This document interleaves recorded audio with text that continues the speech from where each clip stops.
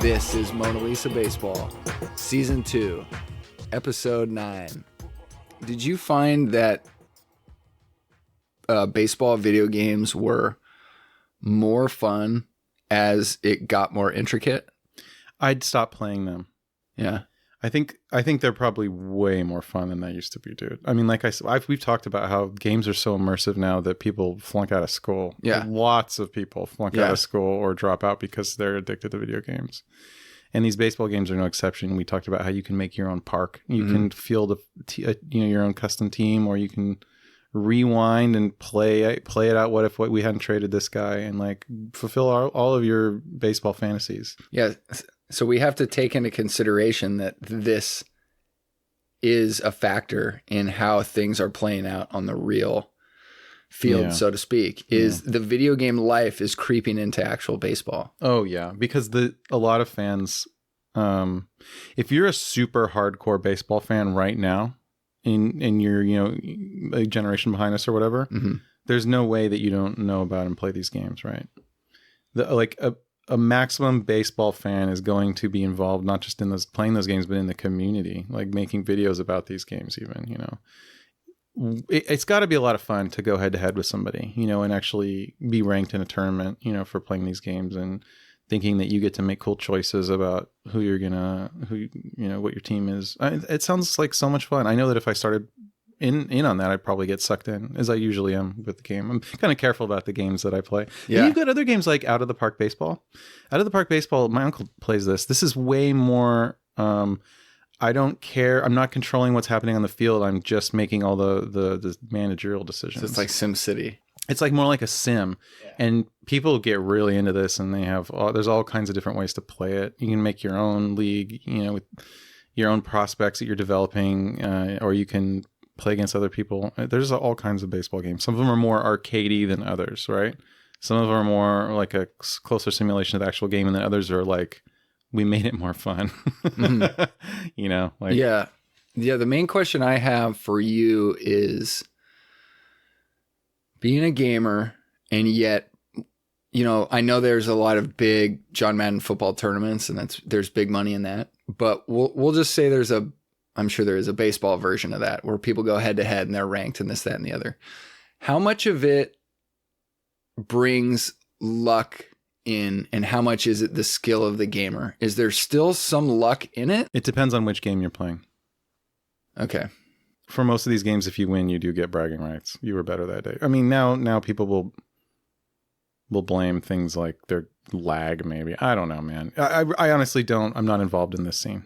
Okay. Damn. I dabbled in competitive video game playing, and it's incredibly frowned upon for people to complain when they lose, because it's kind of like, oh, he's using cheat moves. Like, you can use those moves too. Mm-hmm. It's almost unheard of that you say that this guy's like winning you acknowledge that he's using a strategy that maybe isn't the most intelligent or the most artful. You acknowledge that, but it's a game. He found a way to win. They found a way to win. And I think you still get complainers, because these are a lot of them like younger people, not the most mature, but I got two words for you, and I want to know if this conjures up an image concerning this topic. M. Bison. Yeah, I played a lot of Street Fighter. So do you know what move I'm talking about? The Psycho Crusher, or what? Which one? It just depends on which version. There's like 23 versions of this game that feature him. Slightly original. There was You're one talking about Tournament Edition, Street Fighter 2 Tournament Edition, the first time when you could play as the bosses. Yeah. You could do the slide move with the foot. Yeah, and you could pin someone in a corner. Oh, just keep pushing the button and just slide until they're dead. Right. So people didn't like that. That's like the fake slide in football. They had changed the rules and fixed that, so it was more balanced. So like Street Fighter is a perfect example of a game that's like constantly being rebalanced. They come out with a new version that rebalances things, that reacts to the way that the players are playing and what ends up being like dominant strategy. You try to fix that. You try to give players ways to always have a counter move if they're fast enough, if they're quick enough, if they're smart enough. There should always be a counter move to whatever's happening. Or if you don't have that depth, then you don't have interesting gameplay. Yeah. Because if someone can just do, this backflip kick move over and over and over again, win a match like that, and there's nothing you can do about it, you're not going to put another quarter in the machine. Right. I wouldn't. Yeah, I mean, I used to play that game in a lot of different fighting games, and I had a lot of people just walk away angry at me. I had a little more respect, though. I would never use a strategy that I consider to be just ultra cheese. But I would definitely use, like a good baseball manager, any little advantage I can to try to win. I mean, that's what we're talking about when you talk about the Astros stealing signs, banging on trash cans, guys using the sticky stuff, using all the metrics you can to try to find a player that's going to help you out in situations that maybe you weren't thinking of and will actually end up giving you more wins over his replacement.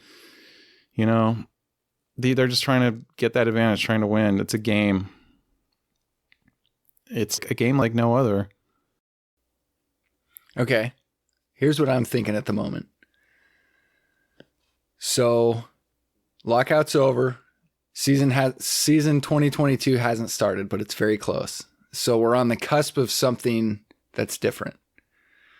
At this moment in history, and this is kind of the basis for all of the shows, but ignoring that, what to you stands out as the thing, and you can go as small or large as you want. What is the thing that sort of worries you the most, in a sense, as we stand on the cusp of the UDH and some other things? There's other things on the chopping block, but here we are, 2022 season about to start officially. Is there anything that you go, this is the thing that has me the most rattled? We always end up going back to the DH as a thing that is kind of a deal breaker for me. Like, it's not just that. It's like the straw that broke the camel's back sort of thing. Like, once you pull it out, like the house of cards will fall. Is it kind of like... I don't see myself watching many games this year at all. And how did you do in the 2020 shortened year where it was DH on both sides? So I was subscribed to news. I followed, maybe I didn't watch a lot of games, but I would definitely watch a recap here and there. Mm-hmm. And I would, check in on the team. But, I went to a game. I went to a game in 2021. Not in 2020. No one went to games. That's right. Yeah, I went to one game in 2021. That. Yeah. Okay, and so you experienced the Nets. You experienced the ticking clocks. Yeah. And so the Giants had an exceptional year in 2021. Right. How would you assess yourself as a fan last season? Were you in touch slightly? I was following the team all year. I mean this quite literally, in that I was subscribed to a news feed where every day I got what happened with the Giants. Okay. And if I wanted to, and if I had time, I could watch the 20-minute game recap. Uh-huh. And every once in a while, I think I watched part of a game on it. It's not a lot. I was there for the playoffs for sure. I mean, that's what we're talking about. We're talking about different kinds of fans. Like, I'd show up for the playoffs for sure. Of course, I'm going to show up for Giants versus Dodgers plays. How do I not? Yeah. I can't not watch that. Yeah. But let's say it's 2025, okay? And it's Giants Dodgers in the playoffs again. They've banned the shift. The UDH is already a thing. They're already playing that way in spring training. I know your sense of dread about opening day is very real. But for me, it's already like they are already doing this in spring training right now. Right. But let's say it's 2025. They've banned the shift. We've got the UDH. I won't be good company watching a baseball game. I'm not going to invite my downstairs neighbor over who's just a casual fan to come watch the playoffs with me, because I'm going to be complaining the whole time. You'll feel like, the game. I will be that guy. I'm like, can you believe? Can you believe it? And he's going to look at me like, what are you talking about? Who cares? Right. I like it when guy hits ball with bat. Mm-hmm. Does that make more guy hits more balls with bat? Well, that's good. Baseball. So, am I going to follow the team this year? Yeah, what's your prediction? Know. The only reason I'm not completely breaking up with baseball again and not even going to look... if I had heard about this and I hadn't heard Mona Lisa Baseball Season 1, I would be like, F you baseball, I'm out. A 100% chance I would be done with baseball the minute I heard that the UDH was real. I would be, that's it. But because of this show, because we're doing this show together now, you know, I might pay a little more attention. I might want to see. I'm obviously curious to see how some of these new rules play out. Yeah. But am I going to go buy a hat? No. Am I going to go to a game? No way. It's curiosity instead of emotion. It's nothing pulling you in. It's more of the train wreck syndrome or the rubbernecking at the side of the highway. It's, I want to see how bad it got, not I need to know if the Giants won. I was recently in Nevada in a small town just over the mountains on the other side of Tahoe.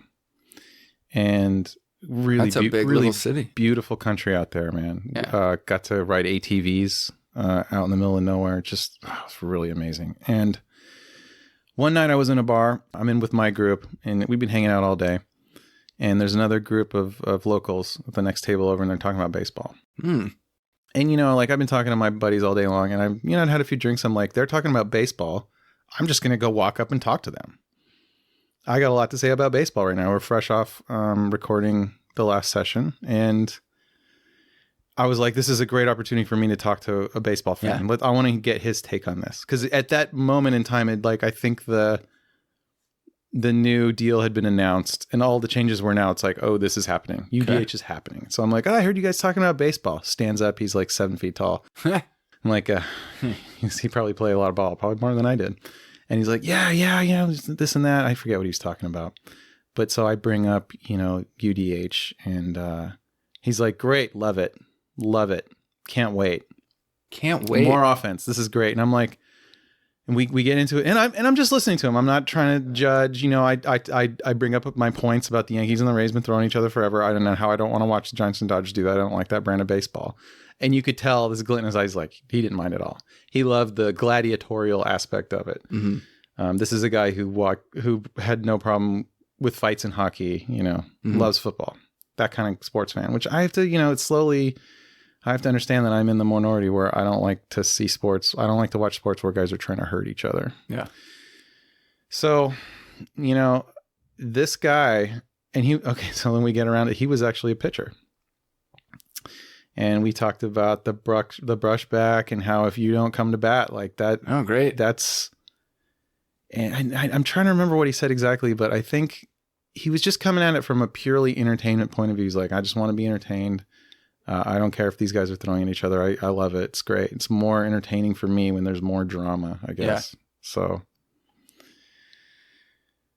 I didn't change his mind. Yeah. About the UDH. Did he used to hit? I don't know. Was he at PO? I didn't ask him that. He was a real nice guy. Yeah. Really enjoyed my conversation with him. But it wasn't surprising, but it was remarkable that, you know, I came literally face to face with the force that's pushing baseball, part of the force that's pushing baseball in a certain direction. And I wonder sometimes if, let's say MLB TV, let's say we're in an alternate reality and MLB TV had different priorities. Okay. And they were talking about how we need to unify the leagues so that all the pitchers hit. What if they were pushing that message every day for like 15 years? Right. What would he be saying now? Would he be taking the same line? Or would he be saying something like, well, I appreciate how entertaining it is when a pitcher comes to bat and it changes the game a little bit. Yeah. Because the way you pitch to him is actually interesting because it's not it's different. And if he's really good at hitting, then isn't that the best? Because now you've got this guy who's helping out his team. Like, isn't that so great to see a guy play it both ways? You know, there's so many easy arguments to be made to why the game is better when the pitcher hits, but no one's making those arguments except us. And if you hear something every single day by Billy Ripken, you know, saying, poor fella, saying the players want this, everyone wants this, you know, the fans want it. Yeah, you keep what's saying taking so long. And if you hear that every day, you start to think, I guess everyone wants this. Like it's all about, if you watch TV that tells you constantly every single hour that people come from the South are coming to do crimes and take your jobs, it's going to change the way you feel about people coming from the South, right? Whether it's true or not. It doesn't even have to be true.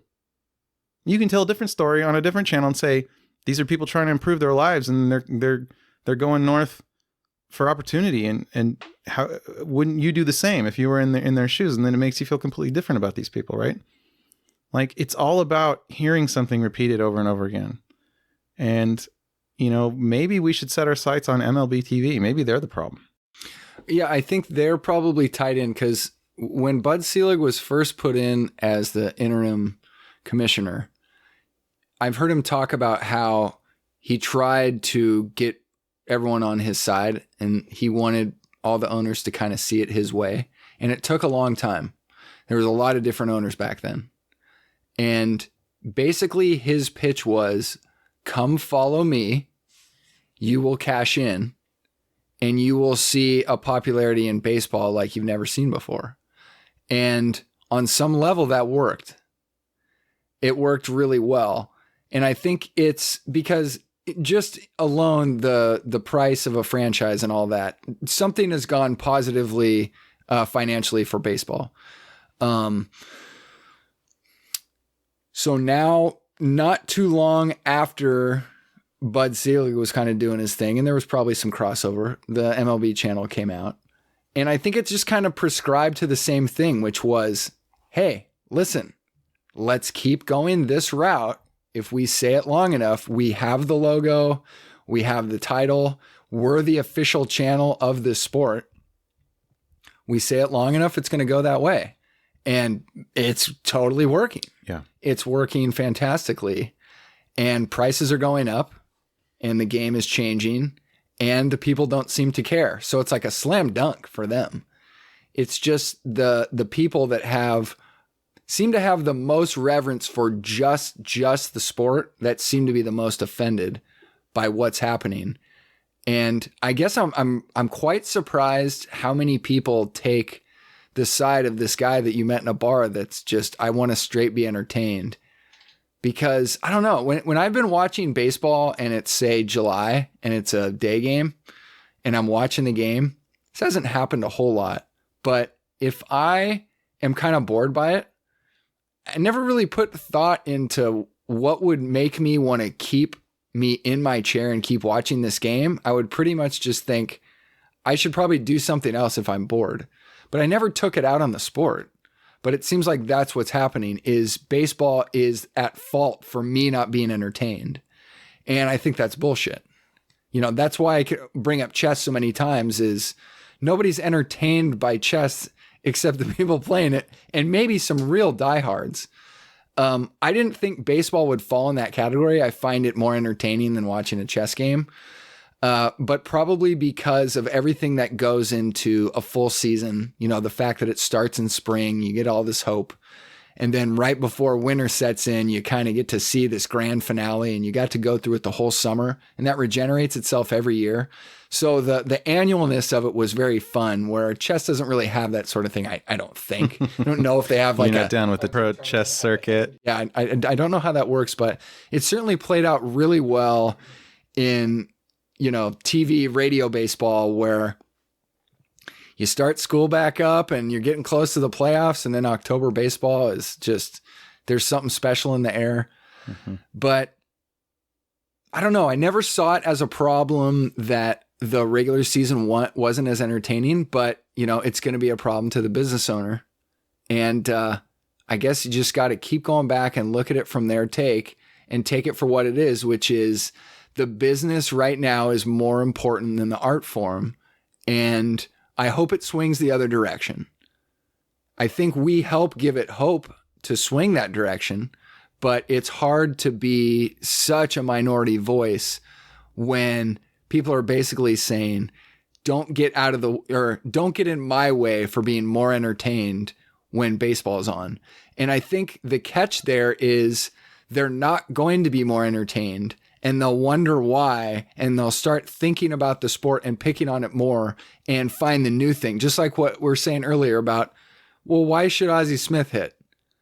And they're going to always chase this thing that just didn't happen as frequently as people liked. And, you know, how sweet was it that the Red Sox finally won the World Series in 2004 for all the Red Sox fan that had to endure all that shit. They had to go through all of it to feel that good. I think that's important. And, you know, how long will it be until it's, you know, 2 champions in the same year? Or, you know, these are the 5 winners of the World Series. Isn't that great? We're a World Series champion too. And it's, you used to have to be the best team in your league. Now you just have to be the best 6 to get in. You can win like 85 games and make the playoffs. Yeah, now. I mean, the Twins did that in 87. They won 85. They had the worst record That's going to happen all the time all now. the other playoff teams, but they were really hard to beat at home.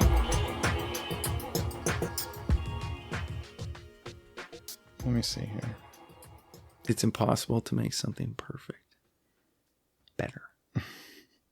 It's impossible. I mean, I could argue that baseball is close to perfect and not quite perfect, but that's not, I don't think that's an interesting discussion. Well, what's interesting about that is, you know, like whoever it is you're attracted to, yeah, is it perfection that you're looking for? Or is there some sort of imperfection that brings you to this person even more? I've heard this spoken about, and I know what people are talking about, but if you could computer generate your ideal woman, would she knock your socks off as much as a pure-blooded human? No. I don't Never. think so. And same thing with Kelly Slater's wave pool. He can create you a perfect barrel for 12 hours a day. And you can get in that barrel and it can feel great. But does that really compare to putting 100 hours in the ocean and just catching a freak barrel? You can have both. You can live in a world where you appreciate both. Yeah. But I mean, when you ask me about can I fall in love with a fake robot, the answer is always going to be no to that. So, you know, in video games, we have a thing that we say, okay? We talk about strategies. And we say, we have a word here called broken strategy. When someone says that's a broken strategy, it means the rules have to change. Mm-hmm. And this is a very important thing that you gain consensus with the other people involved in the metagame as to what's broken and what's just interesting. Yeah. And where you draw that line is where the game gets made. So when you're sending a guy back and forth between 2 teams 4 times in 22 days, that's a broken strategy. Yeah. Why? It's not fair to the guy. Yeah. Come on. What are you doing to this guy? Yeah. Seriously. This is a guy.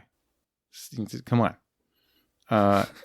Going back to Milwaukee, it's broken. like, you're kidding. Yeah, exactly. We're not kidding. I bet the 4th time he thought it was actually a joke. But, okay, No. I'm calling your bluff. It's like, there's no bluff. No, put the manager on the phone. Yeah. I don't believe you this time, Raul. I'm not going. No. It's like, well, you are. You think your agent, wouldn't it be great if it was on April 1st? Your agent calls you up. I know what you're thinking. I know. You got to believe me when I tell you. Yeah, I don't. It's like, I thought we did this last week, Bob. We did. Can you imagine this guy's like Instagram page? Is he constantly changing his team back and forth? Hal, you're not sending me back to Milwaukee. I'm sorry, Dave. You're going back to Milwaukee. It's like, oh, good. I hadn't even upgraded my Twitter. I forgot to change it last time. I don't have to change it again. I'm back on the Brewers.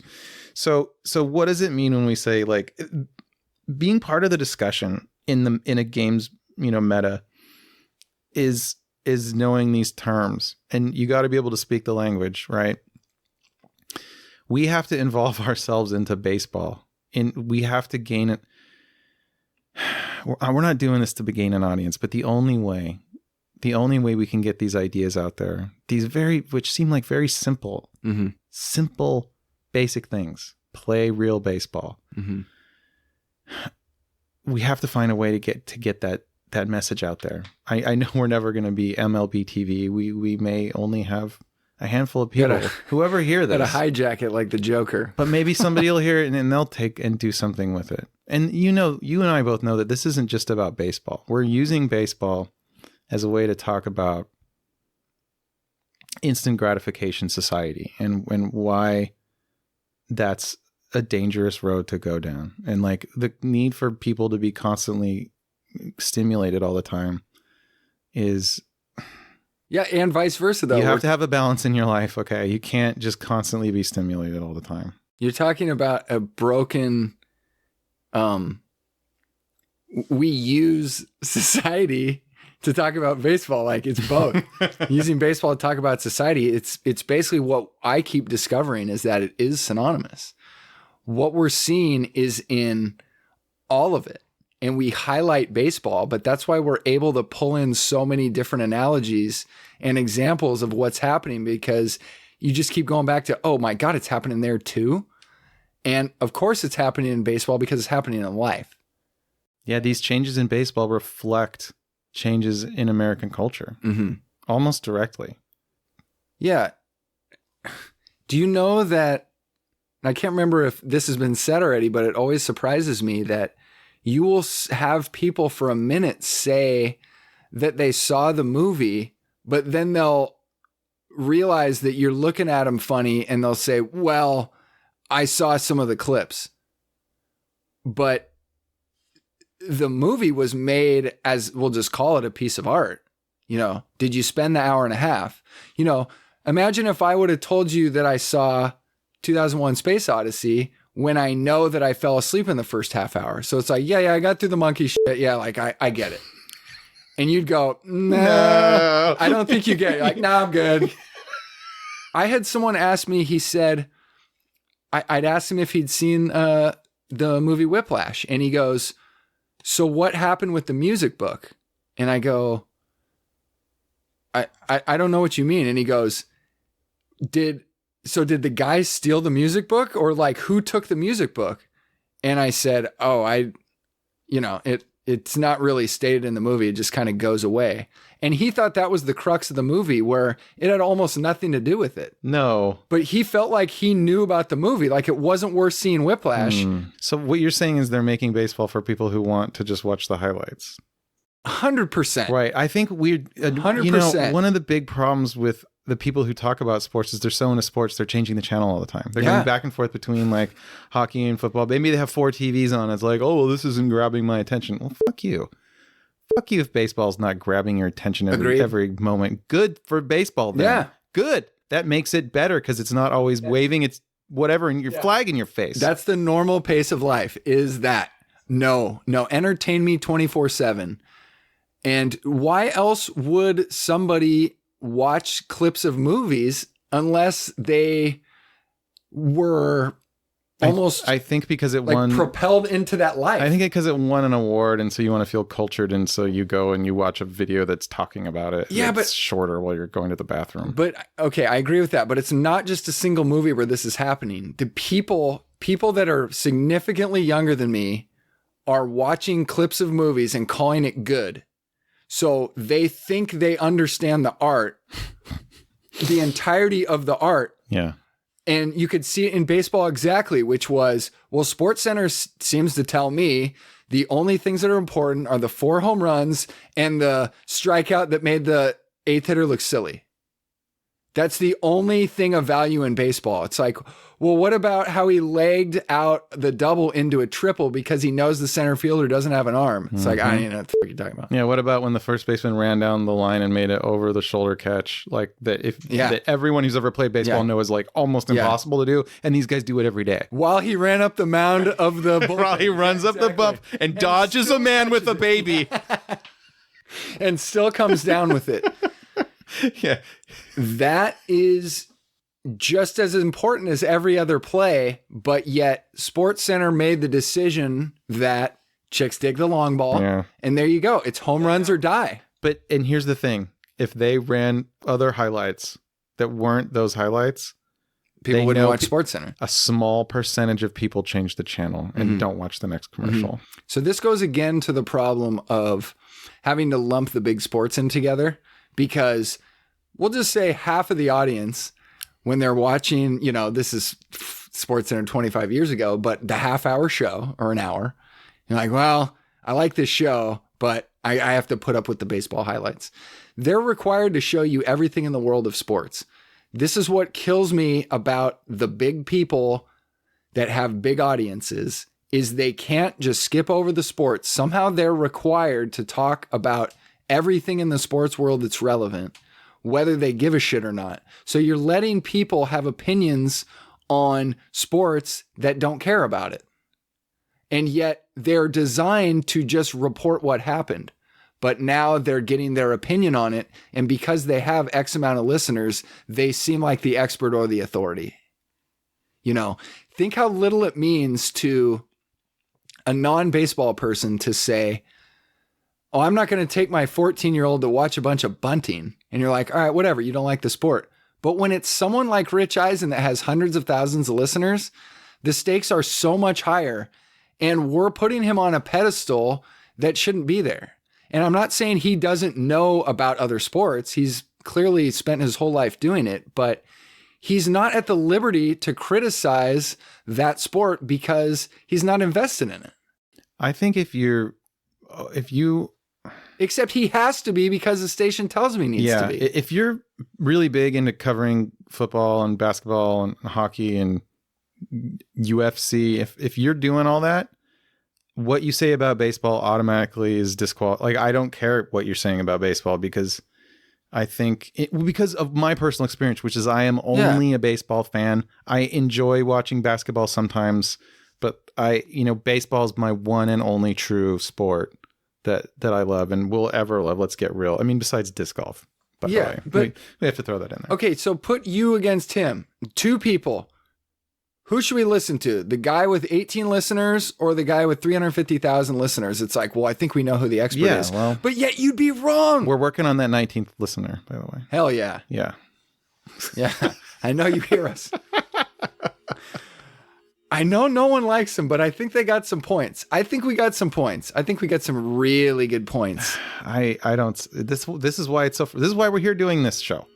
Because we feel so strongly about this. The points are there. I cannot find anyone on the internet, on TV, anywhere saying that these rule changes are dumb because they're dumb.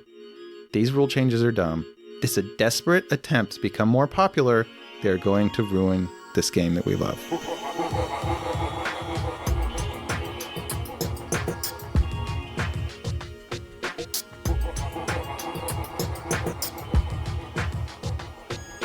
If you don't have that depth and you don't have interesting gameplay.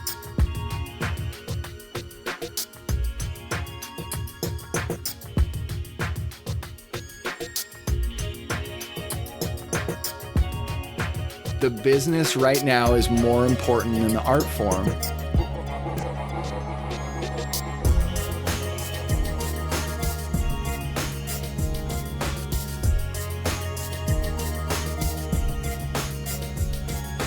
No, entertain me 24/7.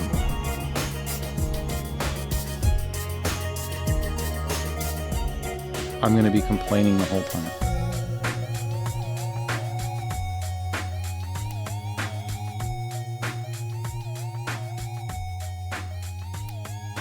I'm sorry, Dave. You're going back to Milwaukee.